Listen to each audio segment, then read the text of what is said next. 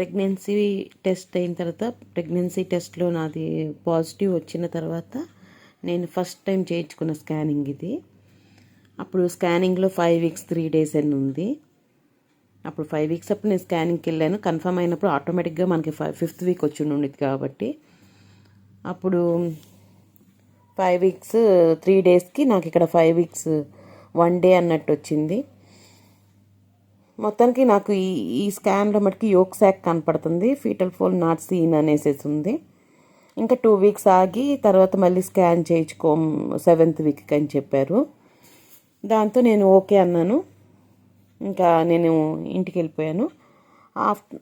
Next డేకి నాకు తెలియకుండానే ఆఫ్టర్నూన్ ఆ టైంకి నాకు స్కానింగ్ అయిన నెక్స్ట్ డేనే, ఈ స్కాన్ అయిన నెక్స్ట్ డేనే నాకు లైట్గా బ్లీడింగ్ కనపడింది.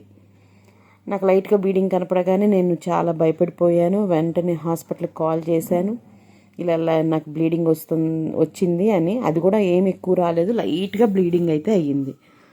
వెంటనే వాళ్ళు హాస్పిటల్కి రమ్మన్నారు. నేను హాస్పిటల్కి వెళ్ళాను. ఆఫ్టర్ వాళ్ళు అక్కడ నాకు మెడిసిన్ ఇచ్చారు. స్పాట్లోనే మెడిసిన్ ఇంజెక్షన్ చేయించారు. నేను మెడిసిన్ అక్కడే వేసేసుకున్నాను అండ్ ఇంజెక్షన్ కూడా చేయించుకున్నాను. ఆఫ్టర్ నేను ఇంటికి వచ్చేసాను. తర్వాత నుంచి మటుకు నాకు ఇంకా బ్లీడింగ్ ఏం అవ్వలేదు. కాకపోతే అలా బ్లీడింగ్ అయినందుకు మటుకి ఒక మళ్ళీ 2 వీక్స్ ఆగి రమ్మన్నారు కాబట్టి 2 వీక్స్ దాకా మటుకి డైలీ ఒక ఇంజెక్షన్ చొప్పున డైలీ ఇంజెక్షన్స్ చేయించుకోమని నాకు సజెస్ట్ చేశారు. నేను ఇంక రోజు ఇంజెక్షన్ చేయించుకుంటూనే ఉన్నాను, మెడిసిన్స్ కూడా యూజ్ చేస్తూనే ఉన్నాను.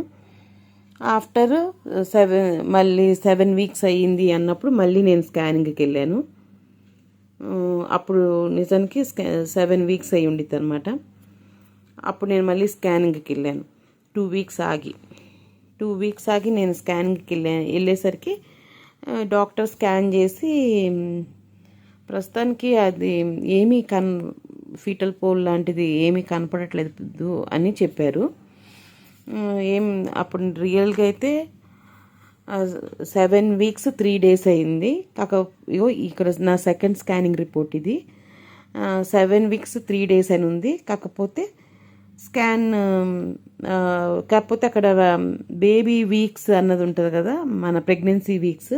నా ప్రెగ్నెన్సీ వీక్ ఏజ్ మటుకి 5 వీక్స్ అనే ఉంది, అసలు డేస్ కూడా లేవు. ఇంకా లాస్ట్ టైం అన్న 5 వీక్స్ 1 డే అని ఉంది. ఇక్కడికి రాగానే 5 వీక్సే, డేస్ దగ్గర అసలు ఏమి మెన్షనే చేయాల. ఇంకా దాంతో అన్నారు కొంతమందికి 8th వీక్లో కనపడవచ్చు 7th వీక్ అయినా. ఇప్పుడు ప్రజెంట్ అయితే ప్రెగ్నెన్సీ అయితే పాజిటివ్నే ఉంది, కాకపోతే ఏమీ కనపడట్లేదు. ఎందుకైనా మంచిది ఇంకొక 2 వీక్స్ వెయిట్ చేద్దాము, ఆ లోపల ఏమైనా హార్ట్ బీట్ ఫీటల్ పోల్ ఏమైనా వస్తాయేమో అనేసి అన్నారు. నాకు మామూలుగా అయితే వెయిట్ చేయడానికి ప్రాబ్లం ఏమి అనిపించదు, కాకపోతే మనకి లైట్గా బ్లీడింగ్ అయిన తర్వాత అయితే వీక్స్ అయితే ఎక్కువ ఉన్నాయి, కానీ ప్రెగ్నెన్సీ వీక్స్ ఏజ్ మడికి చాలా తక్కువ, సేమ్ 5 వీక్స్ మీదే ఉంది. నేను ఓకే అనేసి మళ్ళీ ఇంకొక 2 వీక్స్ వెయిట్ చేశాను. అంటే అప్పుడు ఇంజెక్షన్స్ అయితే ఏం లేవు, ఓన్లీ మెడిసిన్స్ కంటిన్యూ చేసుకుంటే 2 వీక్స్ వెయిట్ చేశాను. 2 వీక్స్ అయిన తర్వాత ఇది మళ్ళీ నా థర్డ్ స్కాన్ అనమాట. నా థర్డ్ స్కాను నిజానికి నేను 1 వీక్ వెయిట్ చేసి మళ్ళీ స్కాన్ చేయించుకున్నాను. అప్పుడు కూడా చూస్తే మామూలుగా ఇలాగే ఉంది. 8 వీక్స్ 6 డేస్ అయింది అప్పటికి. కాకపోతే బేబీ లోపల ఫీటల్ పోల్ కానీ ఫీటల్ పోల్ అసలు యోక్ శాక్ లేదు. ఇప్పుడు ఇక్కడ ఈ థర్డ్ స్కాన్లోకి వచ్చేసరికి yolk sac and fetal pole not visible అని రాసేశారు, అంటే నాట్ సీన్. మొత్తానికి లాస్ట్ టైం నేను ఫస్ట్ టైం ప్రెగ్నెన్సీ టెస్ట్ అయిన ఆఫ్టర్ నేను స్కాన్ చేయించుకున్నప్పుడు యోక్ శాక్ సీన్ అని రాసింది. కాకపోతే థర్డ్ స్కాన్కి వచ్చేసరికి నాకు యోక్ శాక్ లేదు, ఫీటల్ పోలు లేదు, 2 లేవని రాసేశారు. అండ్ దాని ఏజ్ చూస్తేనే 5 వీక్స్ 2 డేస్కే ఉంది. అది అంటే రియల్గా అయితే పీరియడ్ డేట్ ప్రకారం కౌంట్ చేసుకుంటూ పోతేనా మనకి 8th వీక్ 6 డేస్ ఉంది. కాకపోతే ప్రెగ్నెన్సీ మటుకి అన్ని డేస్కి జరగకుండా అది 5 వీక్స్ మీదే ఉంది. అలాగని చూస్తే మళ్ళీ యోక్ శాక్ లేదు, ఫీటల్ పోలు లేదు. ఇంకా లాస్ట్కి ఈ టైం కల్లా ఇంకా డాక్టర్ గారు ఏమన్నా అంటే ఈ టైం కల్లా వచ్చేయాలా, నిజానికి సక్సెస్ అయిన ప్రెగ్నెన్సీ అయితే మటుకి ఈ టైంకి అలా వచ్చేయాలా. ఈ టైంకి కూడా రాలేదు అంటే అది మిస్డ్ అబార్షన్ అయినట్టే. కాబట్టి రీజన్స్ అన్నదైతే ఏంటి అన్నది చెప్పలేము. కాకపోతే మిస్డ్ అబార్షన్ అయినట్టే అనేసి అన్నారు. దాంతో నాకు అక్కడే మెడిసిన్స్ ఇచ్చారు. అక్కడే మెడిసిన్స్ వేసుకున్నాను. నేను ఒక 1/2 అవర్ మెడిసిన్స్ వేసుకుని రెస్ట్ తీసుకున్నాను ఆడ. ఆఫ్టర్ నేను ఇంటికి వచ్చేసాను. ఒక 4 మెడిసిన్స్ యూస్ చేసిన 4-5 అవర్స్కే నాకు ఫుల్ పెయిన్ వచ్చేసింది. పెయిన్ వచ్చేసిన తర్వాత నేను వాష్రూమ్లోకి వెళ్ళేసరికి నాకు వాష్రూమ్లో నాకు ఇలాగా పడిపోయినట్టుగా అనిపించింది.